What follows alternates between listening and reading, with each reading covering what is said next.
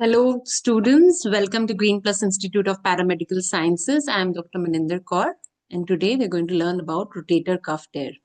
Now, rotator cuff tear is a very important topic for students, obviously, of physiotherapy, and even students who are doing BSc in OT or diploma in OT, because rotator cuff tear is one very common problem that you'll encounter on in physiotherapy as well as in the OT also for orthopedic surgeries.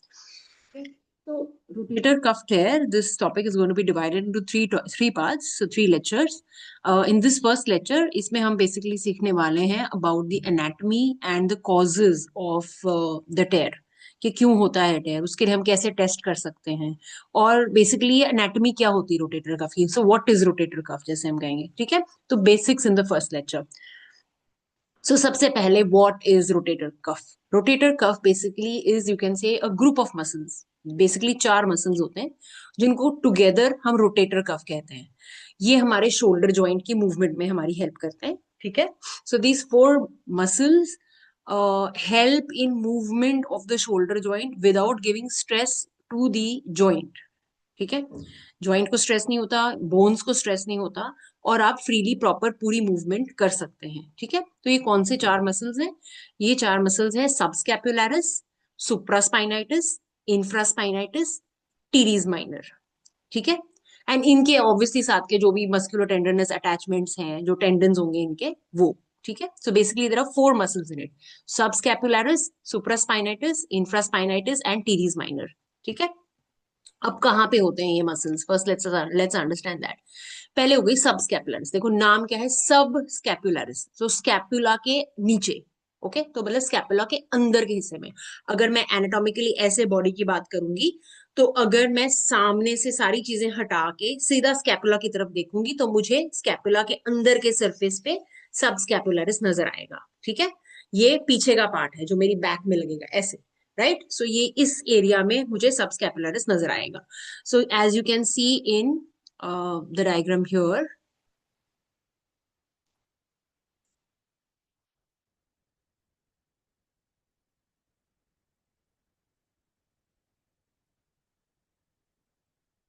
Okay, so जैसे इस diagram में आप देख सकते हो, ये जो subscapularis है, okay maybe I should show this.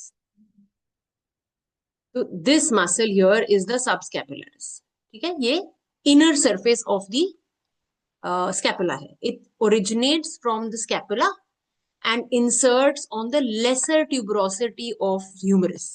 ठीक है, अब इसके लिए सबसे पहले आपको एनाटॉमी ऑफ ह्यूमरस थोड़ी सी समझ में आनी चाहिए कि ह्यूमरस का जो ये अपर एंड होता है, यहाँ पे एक ग्रेटर ट्यूबरोसिटी होती है और एक लेसर ट्यूबरोसिटी होती है. ठीक है, तो जो लेसर ट्यूबरोसिटी होती है उस पे जाके सब स्कैपुलरिस इंसर्ट होता है. तो ओरिजिन कहाँ है? स्कैपुला पे. इंसर्शन है lesser tuberosity of the humerus.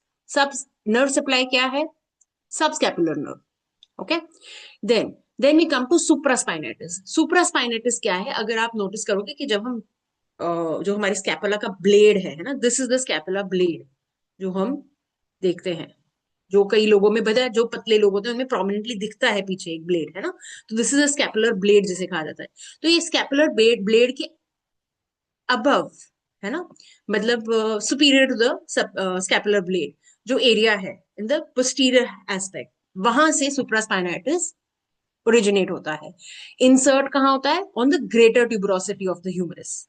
Okay, so और इंफ्रास्पाइनाइटिस कहां से शुरू होता है? Again from below the blade of the scapula. So below the blade of the scapula से शुरू होके it is again inserting on the greater tuberosity. ठीक है, तो दोनों ग्रेटर ट्यूबरोसिटी पे जा रहे हैं, एक ऊपर से जा रहा है, एक नीचे से जा रहा है. राइट, सो सुप्रास्पाइनाइटिस एंड इंफ्रास्पाइनाइटिस ये दोनों ही सप्लाई होते हैं by supraspinatus nerve. Okay, and they insert on the greater tuberosity.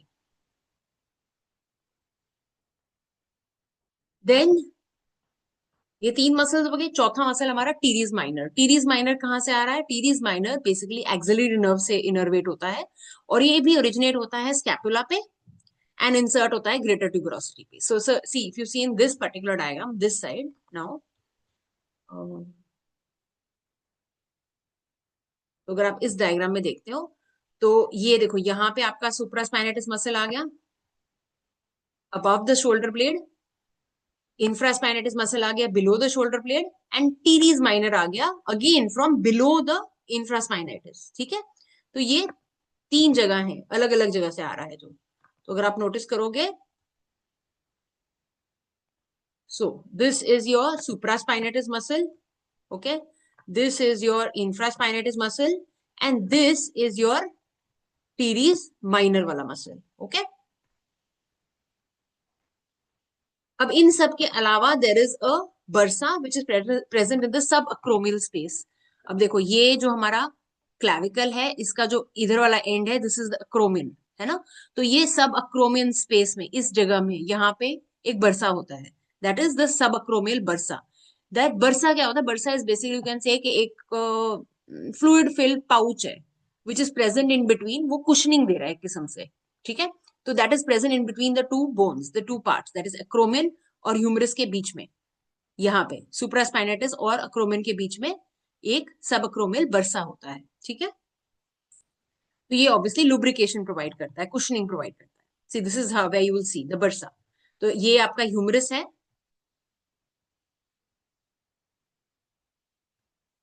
so this is the humerus, okay, this is the clavicle का lateral end, that is the acromial। यहां से आपका सुप्रास्पाइनेटिस इंफ्रास्पाइनेटिस muscles आ रहे हैं, और ये इन दोनों के बीच में देयर इज द बर्सा। तो it is protecting the muscle and it is providing a cover between the muscle and the ऊपर का एक्रोमिन बोन। ठीक है,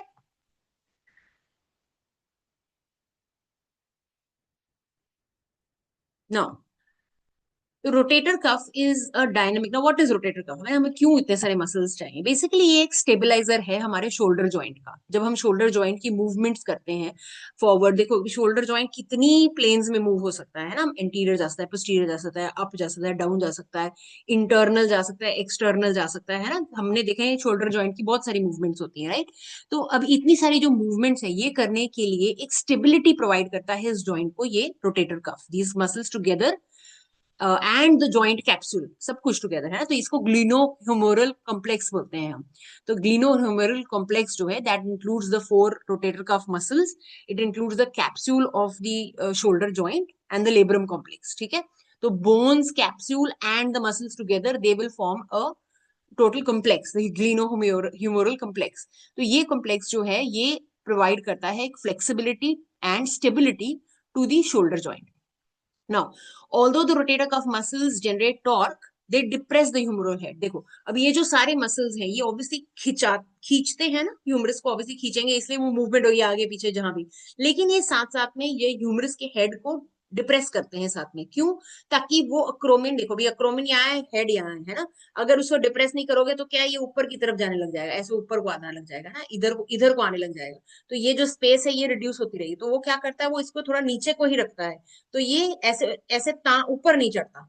ठीक है, ऊपर नहीं जाता, तो ये इम्पिंज नहीं होता, ये टच नहीं करता बोन टू बोन। ठीक है, तो this gives a movement on this plane only, it will not allow it to go here and then try here, ऐसे। तो ऐसे क्या होगा, बोन रगड़ती रहेगी, बोन में ऑस्टियोफाइट्स बन जाएंगे, स्पेस रिडक्शन हो जाएगी एंड पेन शुरू हो जाएगी।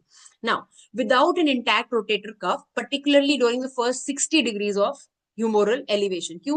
क्योंकि फर्स्ट 60 डिग्रीज जो है वो हमारे डेल्टॉइड मसल की वजह से हो रही है, और डेल्टॉइड बहुत स्ट्रॉन्ग मसल होता है। जो हम लोग दिखते हैं ना, अभी किसी के बड़े मसल्स बने हो, तो ऐसे सबसे पहला ऊपर जो हम्प नजर आता है इस एरिया में, that is the deltoid muscle. ठीक है, जिसमें हम इंजेक्शन भी लगाते हैं। तो ये जो फर्स्ट 60 डिग्रीज है, वो ये डेल्टॉइड मसल की मूवमेंट से हो रहा है। अगर नहीं करोगे तो डेल्टॉइड इतना पावरफुल होता है कि वो ह्यूमरस को ऊपर खींच देगा। ठीक है, तो इसीलिए हमें ये रोटेटर कफ की जरूरत है, और इसीलिए बर्सा वगैरह की भी जरूरत है। तो this prevents the unopposed deltoid movement and thus the cephalic migration of the humeral head।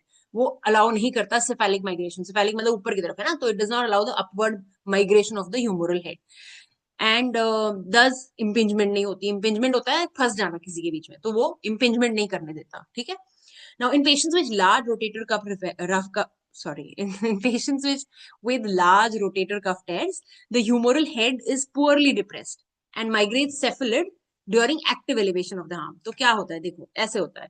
तो जब नॉर्मल होगा, so if you see in the first picture, that is a normal picture, है ना, तो ये नॉर्मल पिक्चर में क्या है, हमने देखा कि हमारा ह्यूमरस है, एक्रोमिन है, एक सब एक्रोमियल बर्सा है और ये सारे मसल्स हैं। तो अगर तो ये नॉर्मल पोजिशन, सब रोटेटर कफ नॉर्मल होए, कोई टेयर ना होए, तो क्या होगा कि ये नॉर्मल मूवमेंट करेगा, बर्सा है ये इसको प्रिवेंट करेगा ऊपर जाने को, ठीक है। अगर नहीं हुआ तो सब एक्रोमियल इम्पिंजमेंट कब होती है, जब कोई टेयर हुआ होगा, तो पार्शियल या कंप्लीट है ना, तो ये जो बर्सा है ये इम्पिंज हो जाएगा इसमें, ठीक है। तो ये जो ह्यूमरस का हेड है, देखो अभी ये ह्यूमरस का हेड नॉर्मली आइडली इसी प्लेन में घूमना चाहिए। आइडली ये जो है ये इसी प्लेन में यहां पर ही घूमना चाहिए, लेकिन ये ऊपर को चला गया, अब ये इधर को चला गया, right.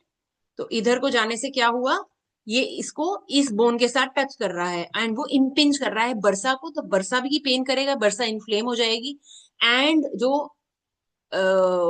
in later on cases the joint and the bone will also start paining, right? So that this is what is impingement, कि उसका बीच में वो फंस जाता है बरसा।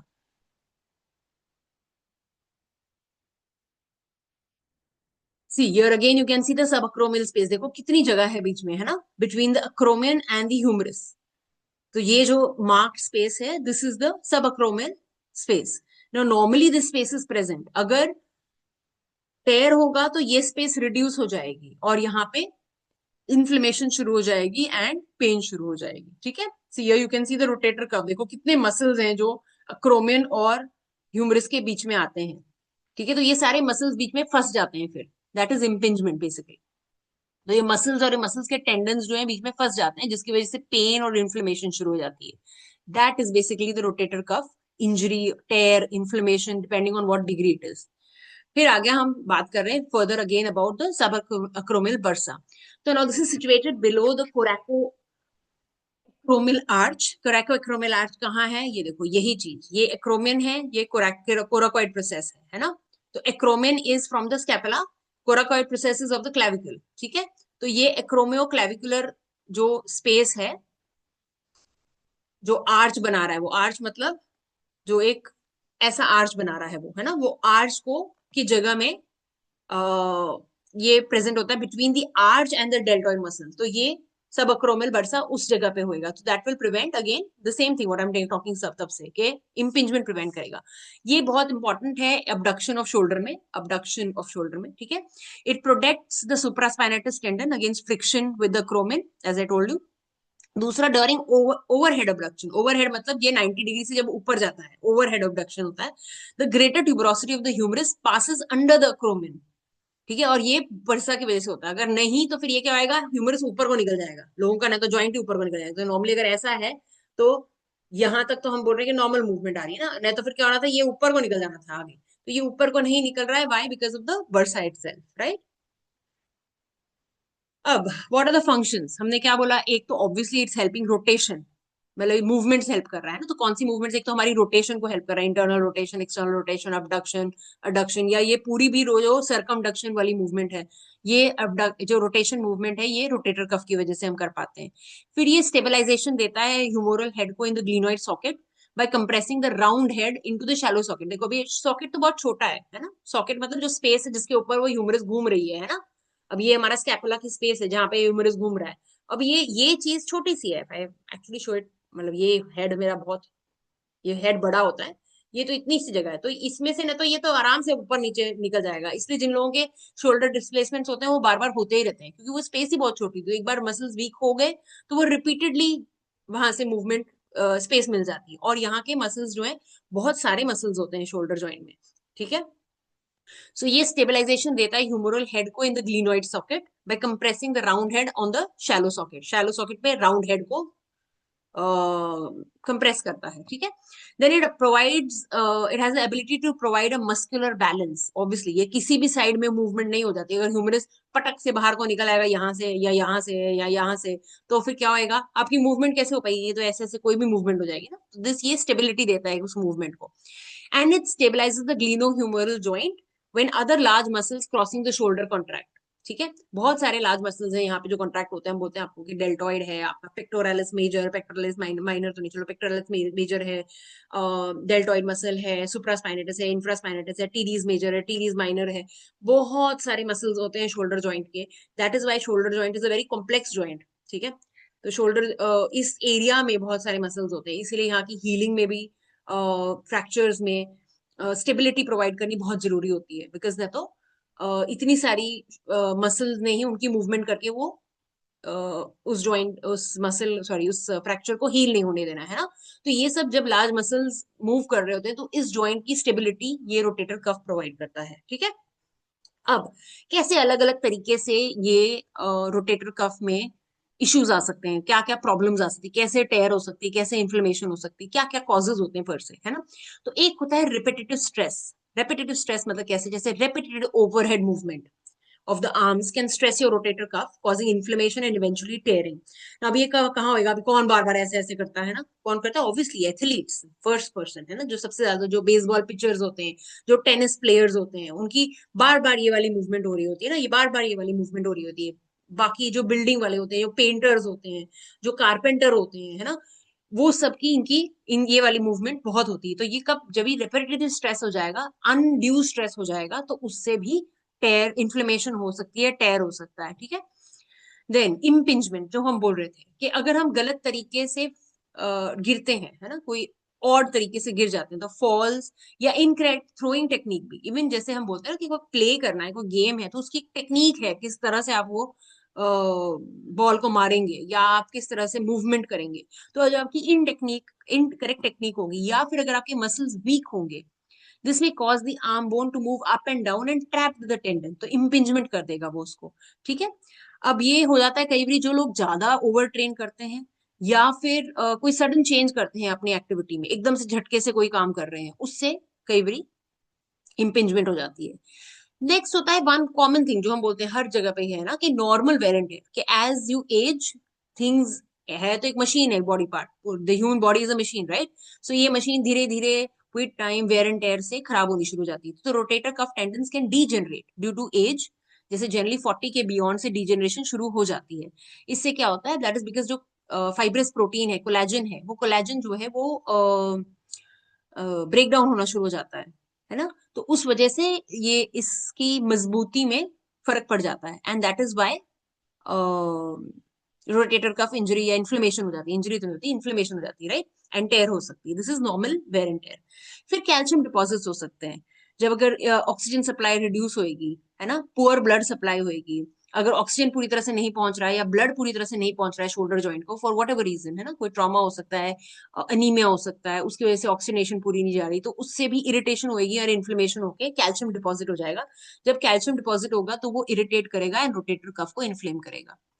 उसके अलावा पुअर पोस्चर, जैसे हम बोलते हैं ना, बिल्कुल ऐसे करके हम बैठ जाते हैं, है ना, बिल्कुल स्लाउच करके अपने नेक को और अपने शोल्डर को, तो उससे भी जो है ये डिसयूज बोलते हैं हम उसको, कि डिसयूज एट्रोफी हो रही है ना, कि वो उसको एक पर्टिकुलर पोजीशन में रखा तो उसने वैसे ही बन जाना है, तो उसकी वजह से ये मसल स्मॉल हो सकते हैं एंड टेंडन जो है वो पिंच हो सकता है शोल्डर बोन्स में, कॉलर बोन में। इसलिए ये जब स्पेशली ओवर हेड एक्टिविटी करोगे, क्योंकि वो छोटा है मसल, तो भी वो मुश्किल करता है, तो उसमें भी आपको रोटेटर कफ टेयर हो सकती है। फॉलिंग में ऑब्वियसली, है ना, कोई फॉल हो रहा है, आप अपने आर्म पे गिर रहे हो, कभी वो मूवीज में दिखाते हैं धड़ाक करके ऐसे, मैंने अपने शोल्डर से ही दरवाजा तोड़ दिया, है ना, तो वो दरवाजा तोड़ने से बाद में आपका रोटेटर कफ टेयर हो सकता है। So something like that. Then lifting और पुलिंग, जैसे lifting objects which are very heavy, तो जो हैवी वर्क करते हैं या कोई इम्प्रॉपरली सही टेक्निक से नहीं उसको उठा रहे हैं, तो उससे भी रोटेटर कफ टेयर हो सकती है ना। अभी जो टेयर्स होते हैं ना, ये हम कई बारी इसको हम एक्सट्रेंसिक और इंट्रेंसिक फैक्टर्स में डिवाइड करते हैं, कि कॉजेज में, कि एक्सट्रेंसिक कॉजेज होते हैं बाहर के कॉजेज, और इंट्रेंसिक कॉजेज होते हैं कुछ। तो बाहर के कॉजेज में एक तो आता है बोनी factors.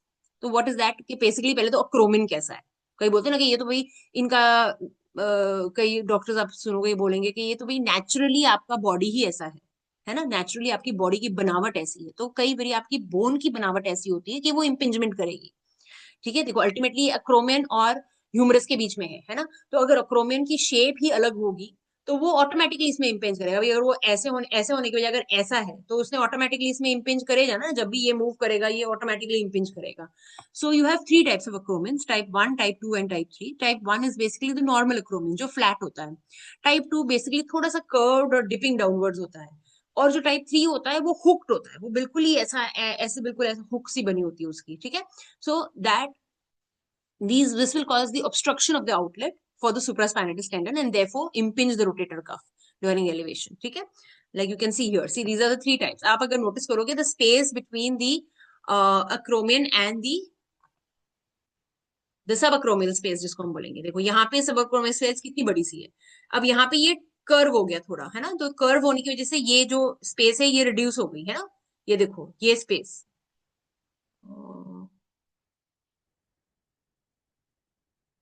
This is the space, you see this space here is so much, है ना। यहाँ पे कैसे देखो स्पेस जो है कम हो गई। अब ये उससे भी कम हो गई, ये हुक्ड है, ये थर्ड टाइप है, this is a hooked type. तो ये बहुत रिड्यूस होगी स्पेस, तो टेंडन ने तो इधर से जाना है ना, तो उसको जगह उतनी ही कम मिलेगी, तो उससे वो इम्पिंजमेंट होके इन्फ्लेमेशन होगी।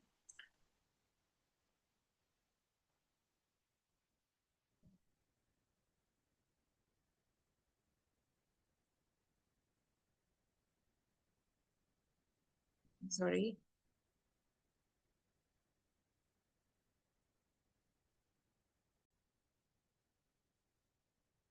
सो these are the bony factors, right. फिर आ गया ऑस्टियोफाइट्स। ऑस्टियोफाइट्स क्या है, जो एक्स्ट्रा बोन बननी शुरू हो जाती है ना, जब इन्फ्लेमेशन होएगी तो बॉडी रिएक्ट करती है, तो वो बोन फॉर्मेशन इंक्रीज हो जाती है। तो कभी कभी osteophytes under the acromioclavicular joint reduce the subacromial space and also can lead to cuff impingement and therefore cuff failure, है ना। अगेन सेम थिंग, यहाँ पे एक हुक है, अगर हुक ना हो और यहाँ पे ऑस्टियोफाइट बन जाए, है ना, ऑस्टियोफाइट मतलब जैसे छोटे छोटे एक्स्ट्रा बोन ग्रोथ हो जाए, तो उस एक्स्ट्रा बोन ग्रोथ होने से भी सेम चीज हो जाएगी, है ना, स्टेन स्पेस रिड्यूस हो जाएगा, इम्पिंजमेंट होगी। फिर आ जाता है एक्सट्रेंसिक फैक्टर्स में, another thing is soft tissue factor. तो एक तो बोन हो गया, एक्सट्रेंसिक मतलब बाहर से हम पकड़ रहे हैं ना, तो बाहर की चार क्या चीज, एक तो बोन है और एक मसल ऑफ सॉफ्ट टिश्यू है ना। सॉफ्ट टिश्यू में क्या हो सकता है, सबअक्रोमियल बर्साइटिस हो सकता है, जैसे हमने बताया इन्फ्लेमेशन होगी सबअक्रोमियल बर्सा की, तो अगर वो बर्सा ही इन्फ्लेम हो गया तो वो आपको पेन करेगा। फिर हो गया थिकेंड एक्रोमियोक्लेविकुलर लिगामेंट, जो एक्रोमियोक्लेविकुलर लिगामेंट है जब वो थिकन हो जाता है, इन्फ्लेम हो जाता है, तो उससे भी इन्फ्लेमेशन एंड पेन शुरू हो जाएगी। फिर आगे इंट्रेंसिक फैक्टर्स। इंट्रेंसिक फैक्टर्स जो हमने कुछ बात भी करी already, that is like degenerative cuff failure for example, कि जो सबसे commonest cause of rotator cuff injury और tear is basically degenerative cuff tissues. जैसे विद एज आप देखोगे बहुत आपके पास एल्डरली पेशेंट्स आएंगे जिनको रोटेटर कफ का इशू है, रोटेटर कफ इन्फ्लेमेशन है, हो सकता है टेयर है टू सम डिग्री। ठीक है, ये जनरली ओल्डर इंडिविजुअल्स में होता है बिकॉज डीजेनरेशन हो रही है विद एज। ठीक है, तो पार्शियल टेयर हो सकता है, कंप्लीट टेयर हो सकता है। एंड इसका बेसिक कॉज हमें नहीं पता, बेसिकली कॉज यही हमने इतना की पेन डाउन हुआ है अब तक कि हाँ भी कोलेजन फाइबर जो है वो ब्रेक डाउन हो जाते हैं, उसकी वजह से with age wear and tear से डीजनरेशन होनी शुरू हो जाती है। सेकेंड हो गया ट्रोमैटिक। ट्रोमैटिक में अगर कोई वायलेंट फोर्स से आपको इंजरी हो रही है इस पार्ट को, है ना, तो obviously that will lead to a tear. फिर आ जाता है रिएक्टिव कफ फेलियर, जैसे हमने कैल्सिफिक टेंडनाइटिस की बात की कि जो टेंडन है वो कैल्सिफिक हो गया, तो वो भी एक रिएक्टिव कफ फेलियर में रिजल्ट करेगा, right. So calcifying mass inside the tendon, यहाँ पे हम क्या बात करें, हम सिर्फ बोन पे कैल्सिफिकेशन की बात नहीं कर रहे, यहाँ पे हम टेंडन के कैल्सिफिकेशन की बात कर रहे हैं कि जो रोटेटर कफ के टेंडन्स हैं जब उनमें कैल्सिफिक डिपॉजिट आते हैं, कैल्शियम के डिपॉजिशन हो जाएंगी, तो वो स्वेलिंग करेगा, इन्फ्लेमेशन करेगा, इम्पिंजमेंट करेगा and hence rotator cuff failure करेगा। ठीक है, नाउ ये हो गया क्यों हो रहा है। अब हो गया तो उसको हम कैसे बता रहे हैं कि वो अक्यूट है, क्रॉनिक है, बड़ा है, छोटा है, how are we classifying that. So rotator cuff tears can be classified one as acute and chronic based के वो कितने टाइम से हुआ हुआ है, and based on the tear कि वो पार्शियल है कि कंप्लीट है और कितना डेप्थ है उसका। ठीक है, अब जो कंप्लीट टेयर्स हैं, complete tears can B divided into depending on the size, कितना बड़ा टेयर है, into small, medium, large and massive. Small is when the tear is 0 to 1 centimeter square. Medium है 1 to 3 centimeter square. Large है 3 to 5 centimeter square. And massive is when it's more than 5 centimeter square का tear हो, तो वो massive rotator cuff tear होती है। अब जहां पे भी लार्ज, इवन मीडियम में कई बारी जो रोटेटर कफ टेयर होती है उसमें सर्जिकल रिपेयर बताई जाती है। सर्जिकल रिपेयर करने से ये हो जाता है कि पेन रिड्यूस हो जाती है, फंक्शन इंक्रीज हो जाता है and range of motion improve हो जाता है, right. So how will you examine के रोटेटर कफ जो है अभी ये टेयर हुआ है कि नहीं हुआ है, तो फिजिकली आप कैसे एग्जामिन करते हो उसको, है ना, विदाउट एनी, मतलब हम एमआरआई की बात नहीं करें, आजकल के जमाने में तो होता है एमआरआई करा लो तो पता चल जाएगा, तो एमआरआई कराएंगे तो डेफिनेटली पता चलेगा, बट उसके पहले एमआरआई करानी है कि नहीं करानी है इज द क्वेश्चन। सो उसके लिए जो फिजिकली आप कैसे उसको टेस्ट करोगे, तो one is the impingement test, कि आप इम्पिंज करके देखो कि इम्पिंज हो रहा है कि नहीं हो रहा है। This is known as the Neer sign, ठीक है। जो नीर साइन है उसमें क्या करते हैं, पेशेंट या तो स्टैंडिंग या सिटिंग होता है इन फ्रंट, आपने स्कैपुला को पोस्टीरियरली होल्ड करना है एंड सपोर्ट देना है। You can see in the figure the lady is supporting the scapula from behind, right. So you stabilize the scapula and stabilize the shoulder girdle, and with the other hand you take the patient's internally rotated arm, internally देखो ये है तो ये internally rotated है ना, तो internally rotated arm by the wrist and place in full forward flexion। तो अगर मैं आपको ऐसे दिखाऊं तो ये इंटरनली रोटेट करके फुल फॉरवर्ड फ्लेक्शन में मैं लेके जा रही हूँ। तो जब आप ये करते हो, इम्पिंजमेंट होगी तो पेशेंट जो है वो पेन रिपोर्ट करेगा विद 70 टू 120 डिग्री के रेंज में। इस रेंज में ही पेन शुरू हो जाएगी 70 से 120 के बीच में। तो जब वो ऐसे हाथ को अंदर की तरफ घुमा के आप हाथ ऊपर उठाओगे, यहाँ से हाथ ऐसे ऊपर उठाओगे शोल्डर जॉइंट को स्टेबलाइज करते हुए ना, I don't have someone else to show you with that but that's why I am giving you the picture, okay. तो शोल्डर जॉइंट को स्टेबलाइज कर रहे हो एंड हाथ को ऊपर उठवा रहे हो इंटरनली रोटेट करके फॉरवर्ड से, है ना। तो उससे क्या होगा, उससे पेशेंट को पेन होनी शुरू हो जाएगी। So that is a sign कि there is impingement is present, okay. So this is the Neer sign. Then you have the Hawkins test. Hawkins test में क्या हो रहा है, आप पेशेंट की आर्म को अबडक्ट कर रहे हो 90 डिग्री, फिर शोल्डर को इंटरनली रोटेट कर रहे हो। इंटरनली मतलब ये ऐसे करोगे तो इंटरनल रोटेशन हो जाएगी, है ना। तो इंटरनली रोटेट करोगे, pushing the supraspinatus against the antero inferior एक्रोमियम। तो जब आप ऐसे उठा रहे हो और बाद में आप इस पेशेंट को ऐसे करने को बोलोगे, एज सिंपल एज दैट, ऐसे उठाया और पेशेंट को ऐसे करने को बोला, इसमें दिस इज हॉकिंस टेस्ट। इसी से पेशेंट को जो है पेन होनी शुरू हो जाएगी। This is the you are checking internal rotation, abduction and internal rotation. फिर आ जाता है सुप्रास्पाइनेटिस के लिए। इसके लिए हो गया जोब्स टेस्ट। जोब्स टेस्ट में क्या करते हैं, हम इसको ऐसे थोड़ा लैटरली पेशेंट को बोल रहे हैं, पेशेंट को आर्म अबडक्ट करने को स्कैपुला के प्लेन में, this is the scapular plane, ठीक है, by the thumb pointing downward, thumb जो है, ठीक है। सो ऐसे नीचे की तरफ पॉइंट करते हुए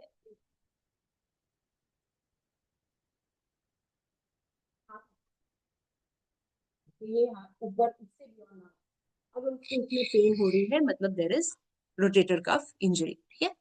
फिर आगे सब स्कैपुलरिस के लिए। सब स्कैपुलरिस के लिए आप क्या करोगे, आप पेशेंट को बोलोगे अपना हाथ पीछे लेके जाने को, ठीक है। तो जब हाथ पीछे लेके जाते हैं एंड उस पोजीशन से वापस लाने के लिए, उसको बाहर वापस निकालने के लिए आपने उसको प्रिवेंट करना है। So you are pushing the examiner's hand away from hand behind the back position, ठीक है। देखो जैसे पिक्चर में दिखा रहे हैं, उन्होंने हाथ उसके ऊपर रखा है, उसको अलाउ नहीं कर रहे वापस लाने को, ठीक है। तो जब इस चीज में पेशेंट को पेन होती है, कई पेशेंट्स तो वहां तक लेके ही नहीं जा पाएंगे, that is the first thing, है ना, बहुत कॉमन होता है ये। बट अगर पेशेंट लेके जा रहे हैं, we are talking of when there is a small tear, when there is maybe a small tear, when there is just a starting inflammation, तो पेशेंट हो सकता है कि ले ही जाए, लेकिन आप अगर उसको रेजिस्ट करोगे तो वो वापस नहीं ला पा रहा है, ठीक है, अगर आप उसको रेजिस्टेंस दोगे उसमें तो। That is the Gerber's lift off test, तो आप उसको लिफ्ट ऑफ नहीं करने दे रहे हो, ठीक है। This is for the subscapularis. Then आगे इंफ्रास्पाइनेटिस के लिए। इंफ्रास्पाइनेटिस के लिए क्या है, आपने हाथ जो है, ओके, हाथ जो है आपने बॉडी के साथ रखा है और आप हैंड को एक्सटर्नली रोटेट कर रहे हो। You are keeping the arm by the side, the elbow is flexed 90 degree, तो 90 डिग्री पे ये elbow, elbow is at 90 degree and you do external rotation of 45 degrees, और ये इसको रेजिस्ट करना, तो इस मूवमेंट को रेजिस्ट करेंगे जब, ये मूवमेंट नहीं करने देंगे ना, तो ये मूवमेंट रेजिस्ट हो रही है जब, this will give you the infraspinatus का, इंफ्रास्पाइनस के स्टेयर के ऊपर आपको पता चलेगा कि है कि नहीं। फिर आ गया टीरीज माइनर, इसको हम हॉर्न ब्लोअर साइन बोलते हैं, ठीक है। हॉर्न ब्लोअर साइन क्या है, आप शोल्डर को 90 डिग्री पे रख रहे हैं अबडक्शन, एल्बो भी 90 डिग्री अबडक्शन पे है, और आप एक्सटर्नल रोटेशन ये रेजिस्ट कर रहे हैं। देखो हमने ये पहले भी किया है ना, हमने कौन से टेस्ट में ये किया था, I just showed you that, Hawkins test में, है ना। लेकिन जब इसमें आप एक्सटर्नल रोटेशन जो है, सॉरी, एक्सटर्नल रोटेशन को रेजिस्ट करोगे, है ना, तो that is the horn blower sign, okay. This is for the teres minor. So that's it. So in this lecture हमने क्या पढ़ा है? हमने पढ़ा है about the anatomy of the rotator cuff. उसमें कौन से मसल्स हैं, वो कैसे फंक्शन करते हैं, क्या क्या उनका कहाँ से ओरिजिन है, कहाँ से इंसर्शन है, क्या नर्व सप्लाई है. फिर हमने कॉजेज देखे हैं कि रोटेटर कफ टेयर की क्या कॉजेज होते हैं. और हमने एक फिजिकल एग्जामिनेशन देखी कि अलग अलग टेस्ट कौन से होते हैं जिससे हम रोटेटर कफ टेयर को आइडेंटिफाई कर सकते हैं कि कौन से मसल के लिए हम कौन सा टेस्ट यूज करते हैं. ठीक है. तो ये बहुत ही बेसिक एक फर्स्ट लेक्चर है आपका on rotator cuff injury and rotator cuff tear. I hope you have understood it. If you like the lecture, please press the like button. If you have any comments, any doubts, please you can ask in the comment section. And don't forget to like and subscribe our channel. See you in the next lecture. Till then, bye bye. Have a nice day.